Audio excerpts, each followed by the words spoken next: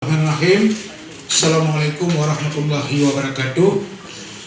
Saya pribadi dari fraksi Partai Demokrat kemarin juga kita mendorong supaya dibuat APBAP.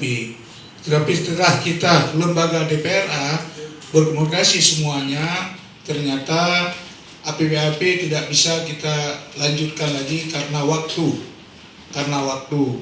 Jadi kita tidak boleh juga kayaknya fraksi Demokrat membahas sendiri, tidak boleh. Kita di sini banyak fraksi, banyak banyak partai politik. Kita hanya mendorong. Tapi setelah kita mendengar tadi alasan-alasannya dari teman-teman, coba media bisa mengartikan sendiri. Tidak boleh juga saya membela pemerintah, tidak boleh juga saya menjelekkan lembaga, tidak boleh. Teman-teman bisa mendengar sendiri, bisa mengevaluasi sendiri. Beginilah kejadiannya di Aceh sekarang.